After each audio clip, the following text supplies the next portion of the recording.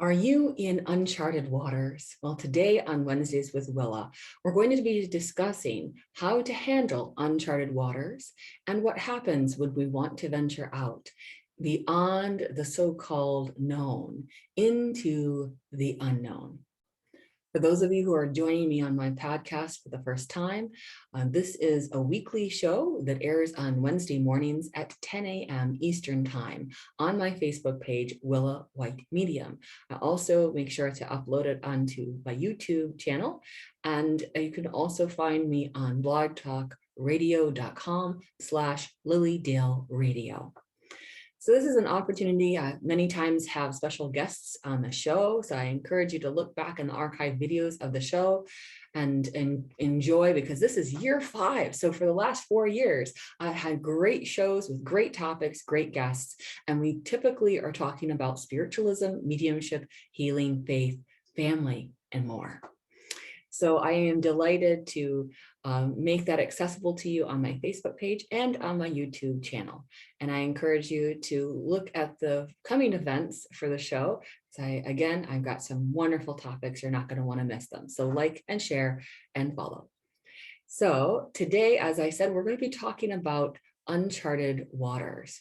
One of the inspirations for this particular show episode is that my children and I are studying a few different facets. And when they start to converge synchronistically, I say, aha, this is something for me to understand and know better and share with other people.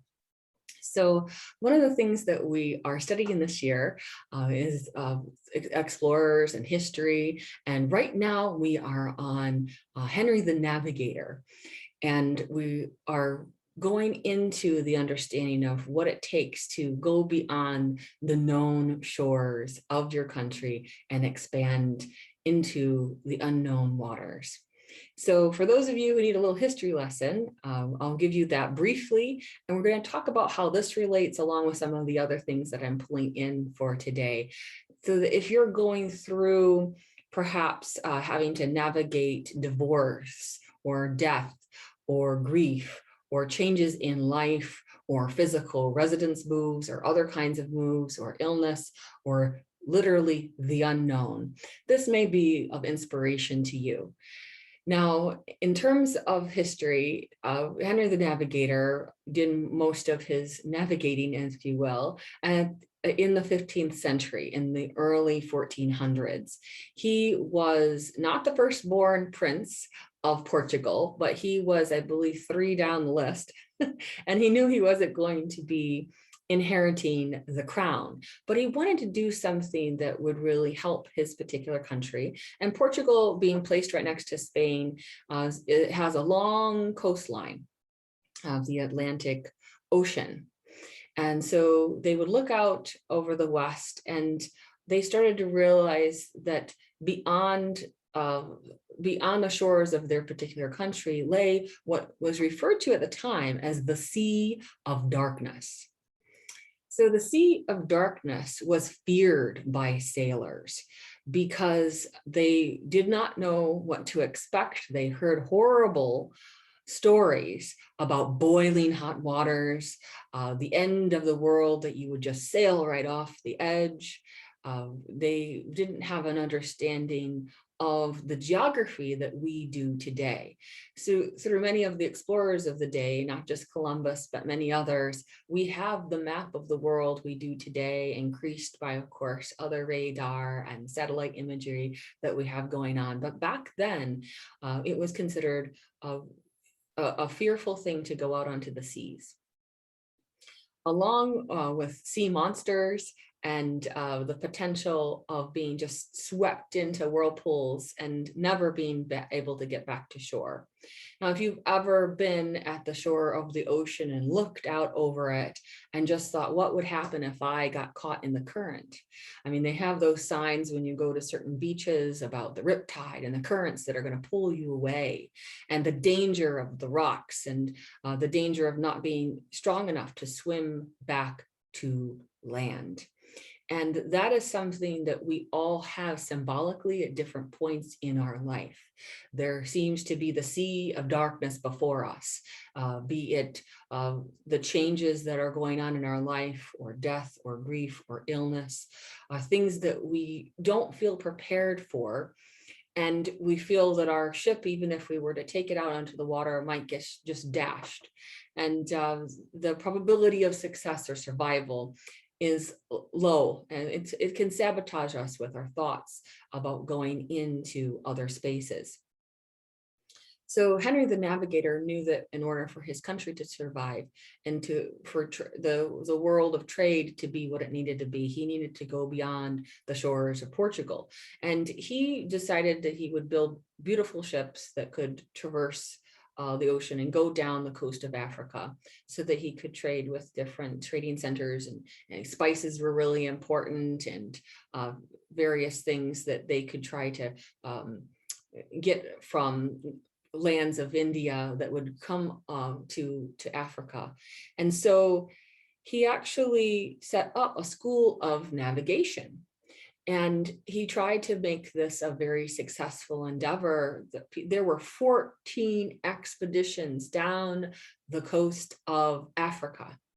And every time, he would go through the expense, he'd say, okay, guys, you really going to sail with me and go all the way? Or, you're going to, with the captain, and are you going to do this? Oh, yes, we will. And then they get so far and they would want to give up. They would want to turn around. It was too hard. The fear of the unknown was too scary. And this happens so much in our lives, but back then we didn't have the ability to go Mayday, Mayday, SOS, I need help from my ship. So they would always turn back until a man by the name of Gil Eanes, who was able to sail down to, I want to get this name right if I can, just for those of you who are sticklers, because I like some of this stuff. Cape Bojador. I don't know if I said that right. Bojador. And that was a significant milestone in the age of discoveries, in terms of history, the age of discovery. I love these kinds of things, this idea of the age of discovery, because we are always in this age of discovery within our own souls and in our enlightenment about things. But it was an important milestone so that the Portuguese could begin to traverse the globe. During Henry the Navigator's lifetime, they never really got around at the very tip of Africa, but to get as far as they did was monumental for them. And, they didn't have the cartography that we do today of mapping things out. So they were relying on the compass with magnetic needle pointing north, the astrolabe, which they would have to line up with either the sun or the North Star with the horizon and try to gauge things that way. The usage of knots, of understanding how fast a ship was going with knots in the water so you could gauge the ship's speed. All of those were things that they could navigate with in the stars. And I give them so much credit for going out into the great unknown, because in uncharted waters, things can change drastically. If you've ever been whitewater rafting or watched whitewater rafting, you know that sometimes with or without a guide, it can be very challenging because there are specific currents. And then over time, rocks can be pulled and from storms, and branches can get into the way to snag and snarl. And just the way you hit a particular water can send you flying. And so there are a lot of the unknowns of going into places that you're not familiar with in terms of this. But to venture into it is something that into the unknown is part of the human condition. And I think back to biblical times of Moses. I mean, he's freed the slaves from Pharaoh and they go into the desert, and what happens? They have a burning light, an angel that guides them. And that was spirit, the divine, wanting to take part and help them in this next phase of life for them. But they chose to ignore a lot of the intuition and divine guidance. in many ways, biblically, historically, and they ended up wandering in the desert for 40 years. So it does come down to how much are you willing to listen to your fear, and how much are you willing to listen to your soul? Because your soul is a spark of the divine, and as such, it has unlimited potential for love and peace and joy.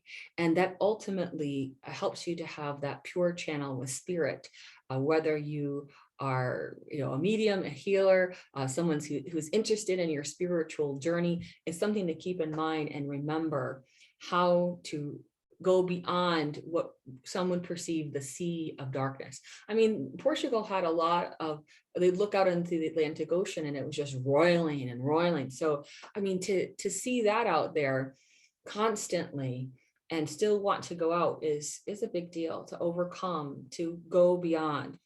And I think back to a time when I was on a biology seminar in college, and we went off the shore of Jamaica, and we were snorkeling, and we had snorkeling buddies, and my buddy left me behind.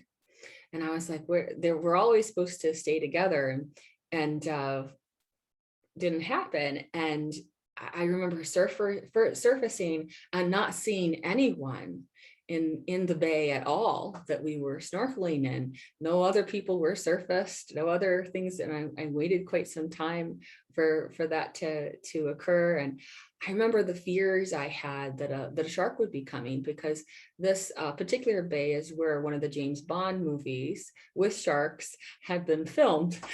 So I had all of that, the understanding of what had gone before, as it were. And that it's a time where your fears can make you panic, can make you feel that life is spiraling out of control, and that you don't have anyone to rely on. I mean, we've all been in those circumstances in our life where we may have felt that we didn't always have the support we wanted in a particular situation or from a particular person or group. But it does come down to how you decide to react to that event. And I was able to kind of like gather it together a bit. And I had to wait quite some time before I could spot the group again. But it is very interesting how we have those moments, and what we do in those moments has to be guided by our spirit ultimately. We want to have a spiritual response to those situations. Now, one of the things I also wanted to mention is we've also been studying The Wind and the Willows. Now, some people love that book, some people like, but see, I don't mind highfalutin language, as some of you know. I can be down home and say at the same time as liking some of those fancy dancy words that Kenneth Grahame puts together. But that's that story of mole and water rat and toad and badger. And Kenneth Grahame, he wrote that because his only child, his son, was a very difficult child. And Kenneth Grahame was a successful banker in England, but he originally started telling those stories to his son, who was starting to act very much out of control and had issues. And he was able to eventually publish the stories. And it wasn't until Theodore Roosevelt got a copy of it that it really got published and started to go out into the world, because it's a fantastic story if you let it be. And there are a lot of beautiful lessons and understandings. But you have, in that instance, you have how Toad handles the world. Maybe you've seen the movie. Toad is an obnoxious thing because he's very boastful. He can be friendly one minute, but he's very boastful and irritating because he gets into the latest fads, trends, and he doesn't care if anything else is hurt along the way. And that is something that Kenneth Grahame was trying to help with. But that is the idea of wanting to get out of the road and wanting to go do these things. And then we temper that with Rat, who lives on the river and fights Mole, who has come out of his mole den and into spring and is in the exploring mode. And Water Rat takes him in, teaches him about boating on the river and the pleasantries of connecting with people and all of those things. And you see a transition of seasons within that book that's very interesting to me, the idea of how the birds go south and people leave us and we don't understand why they leave us. We can't understand it one bit. And Water Rat is at one point very upset that they would even want to go elsewhere. Why would you want to go anywhere else? It's so pleasant here. The familiar, the rhythms of this, we know. And then he meets a seafaring rat and he gets swept up into the exploration energy of that, all of the different sights and sounds and the vigor of being in other places and other cultures. And he becomes entranced and is starting to pack to go out onto this journey with the voyage of the sea rat, when Mole says, well, what are you doing? What's going on? And he's able to refocus. But there is something in us. There are these archetypal natures within us that want to surge forth and have a journey of the self, a journey of the soul. Sometimes it's physical, bit by the travel bug, and you want to get on traveling, get on down the road, get on the river, get into the oceans and the sky. There's something in us that, with even more so with certain people, that really feel the call. And it's such an understanding of, there's this place within me that I feel the love of the roots, the love of the home. And then there's the part of me that says, I want to see other places and adventure as well.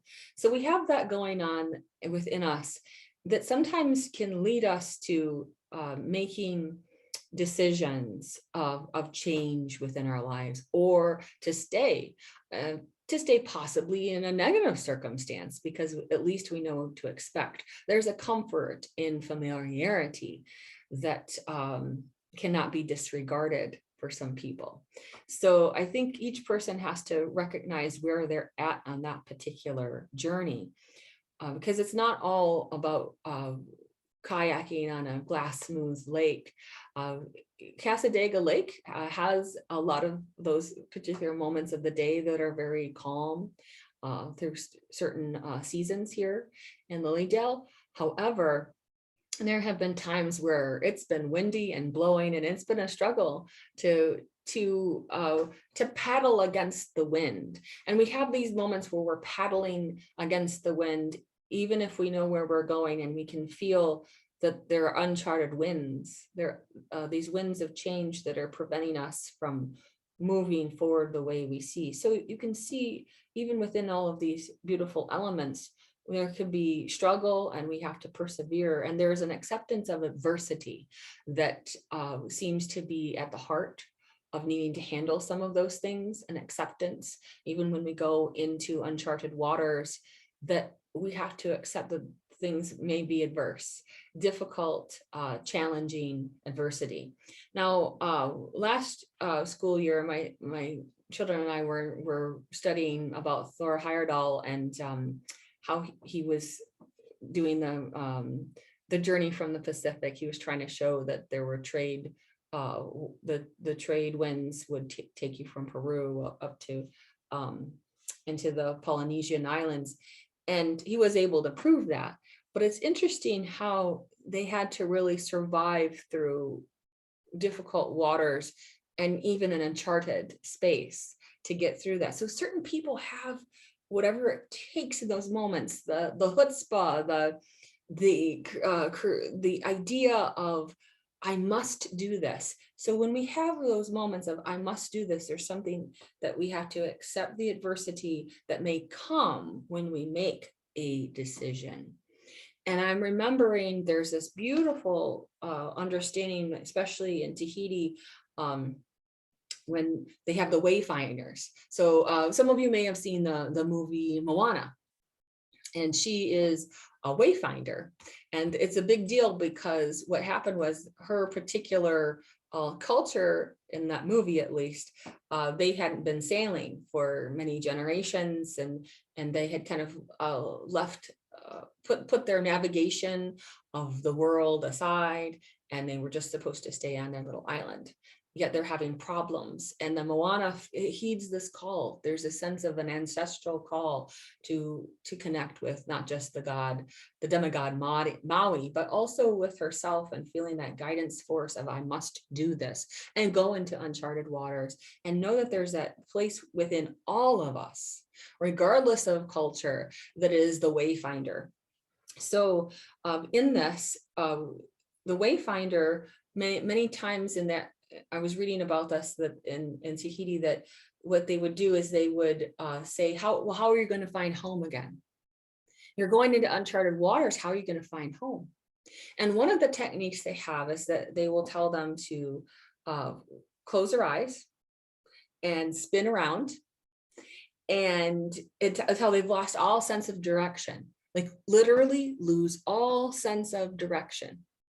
This is a key point. I want to make sure it's clear for you guys. So then you turn with your eyes closed, and you've been spinning around, you have no sense of direction, you have no sense of all. Now there's something within you. Turn yourself in the direction of the island. In this case, direction of home. And so you turn in direction of the island. You can turn in the direction of your destination too. So there is something that energetically connects us with spaces and places. And we understand that this is a web of existence, this tapestry of life. And here we are on this globe called Earth. And we can navigate them using the energy of our beings, that we will be pointed in the right direction. And when you're pointing your nose at the direction, then the next part of that lesson, after you spun around with your eyes closed, and now you found the direction of your destination, let's say that's home, you've got it. Now, do this. Be there, go there. Be there with all your senses. Be at the island that is your destination.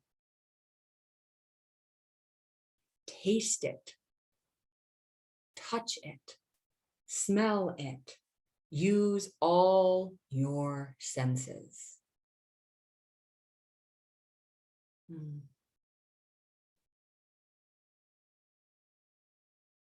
There's a beauty to that, isn't there? We use all of your senses.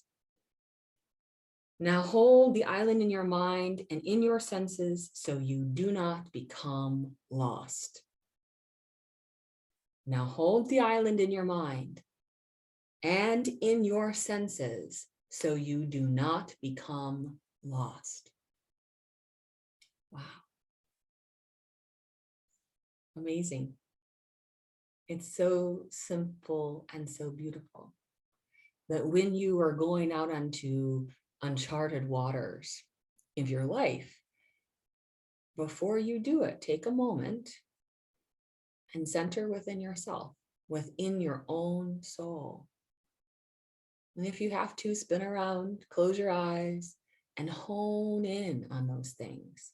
And I think it's so significant that we've been reading these things, like I said, because in the Wind of the Willows book, at one point, Mole, who had left his home, he was sprinkling his home, and then he just felt the essence of spring take him over, and he came up out of his burrow, and he eventually found Water Rat. But there's a point in the storyline when, Water Rat and Mole, and they're just happy friends, and they've been out on some sort of walk, and they've been visiting with other friends. And all of a sudden, Mole knows that he smells, that his very being, that everything in him stops, and he knows where his home is. He turns, and he knows that his home is in that direction. And Rat's like, come on, Mole, we've got to get home, and I'm looking forward to, sitting by the fire and having some food or whatever it is. And Mole's like, but I feel I need to go. Come on, Rat. And so because water rat didn't quite understand. I mean, he's focused on getting to his particular destination in mind. And mole, because he really enjoys his friend, the companionship that he has with that, everything in him, he turns away from his home. And he follows rat, and he's, rat's all of a sudden noticing in the conversation the mole's not talking, and they come to a pause, and they start talking, and mole's like, rat, you wouldn't listen. You wouldn't listen. I felt my home and you wouldn't listen. It kind of busts out of him. Like, sometimes we are like that with our relationships, and we say, you're not listening. You don't hear me. I feel called in a direction, and you can't feel it too. But I feel it. We have these moments, and rat realizes, he's a very good-natured rat, truly. He notices that he needs to be this for his friend now. And so he says, well, let's go find it. And so they do. Mole is followed like a bloodhound. He finds his home, and he sniffs it out, and he just feels every essence of it, and they arrive, and it's good for him to experience home, his own space again.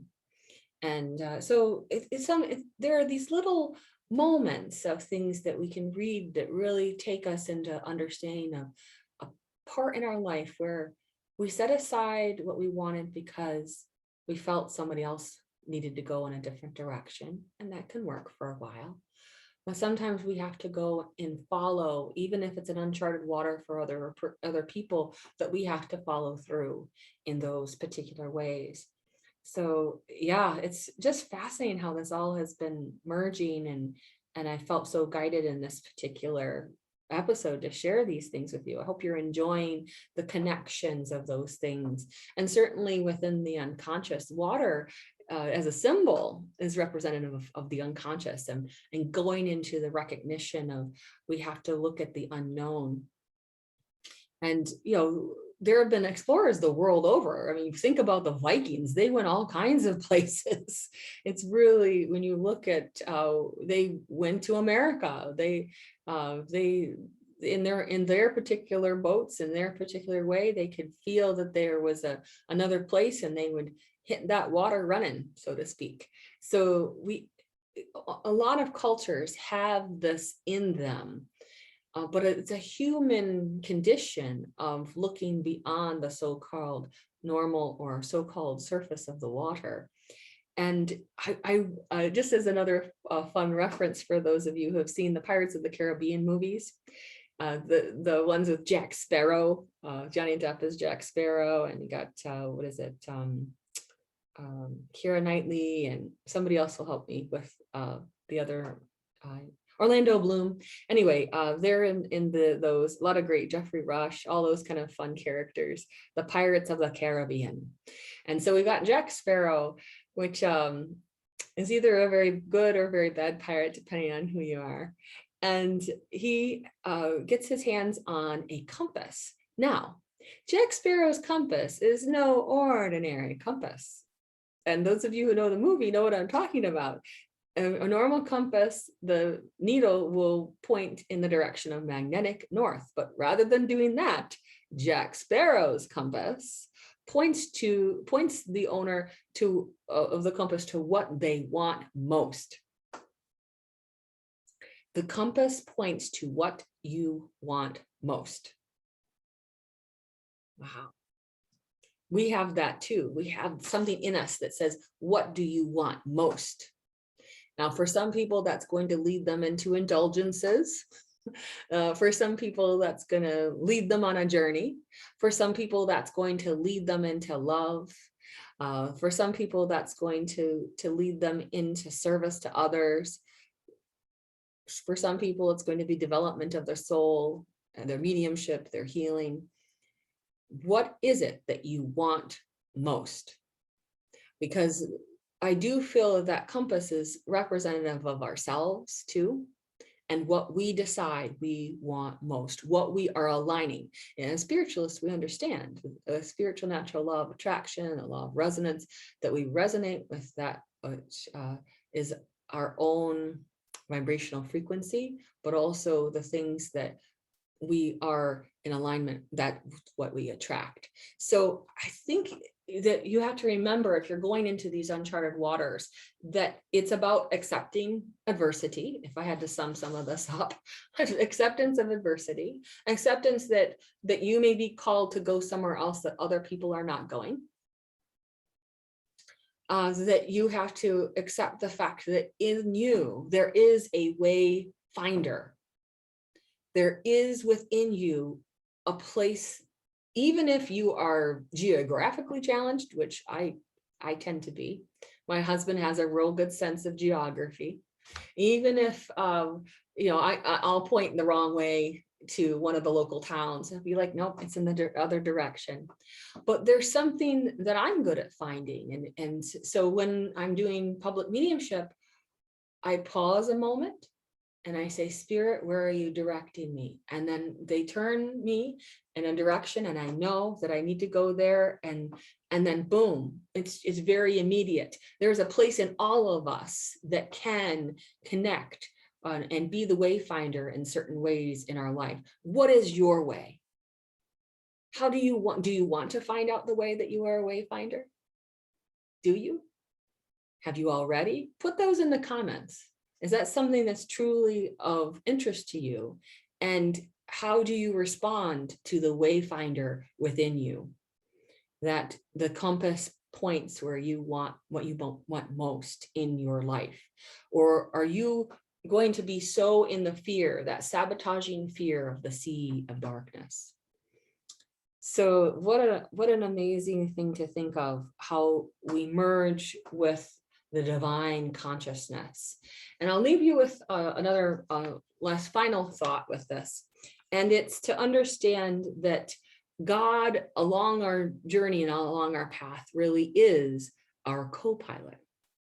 The divine is our co-pilot. And so from Psalms 139:9, we have, if I take the wings of the morning and dwell in the uttermost parts of the sea, even there shall thy hand lead me, and thy right hand shall hold me.